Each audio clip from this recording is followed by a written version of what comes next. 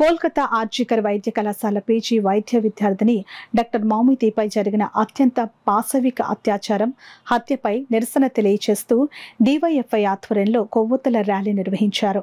Kakinada rural మండలం ఇంద్రపాలెం గ్రామంలోని Alluri centre వద్ద భారీ ఎత్తున ప్రజలు స్వచ్ఛందంగా కదిలివచ్చి దివంగత డాక్టర్ అమ్మకు పూలతో నివాళులర్పించారు. అనంతరం కొవ్వొత్తుల ప్రదర్శనతో మానవహారం నిర్వహించారు. ఈ కార్యక్రమంలో భారత విద్యార్థి ఫెడరేషన్, మన ఊరు మన బాధ్యత స్వచ్ఛంద సంస్థ, వివిధ పౌర సంఘాలు, ప్రజా సంఘాల ప్రతినిధులు భారీ సంఖ్యలో పాల్గొన్నారు. చాలా కష్టం అండి. చాలా గంటలు చదవాలి, చాలా గంటలు అంతా చదివి ఏదో దేశానికి ఏదో సాధించేద్దాం, ఎవరికో ఏదో పనుకొద్దాం, ప్రజలకు మంచిగా చూద్దాం అని వస్తాం. ఇలాంటి ప్రజలే మా మీద ఇలా చేస్తే మేము అసలు ఎందుకు చదవాలి? ఇవన్నీ కూడా కాకుండా మెడికల్ స్టూడెంట్ అనే కాదు, బయటకు వెళ్ళడానికి కూడా భయం వస్తుంది.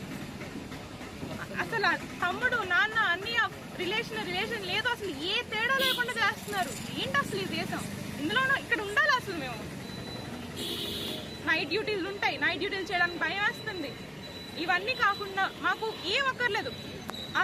ఈ ఇన్సిడెంట్ జరిగిన నెక్స్ట్ డేనే రినోవేషన్ అని చెప్పి మొత్తం ఎవిడెన్స్ తో సహా మొత్తం ధ్వంసం చేస్తారు. ఆ జరిగిన సెమినార్ రూమ్ ఇప్పుడు కనీసం ఒక్క బ్రిక్ కూడా లేదు, అక్కడ మొత్తం ధ్వంసం చేస్తారు.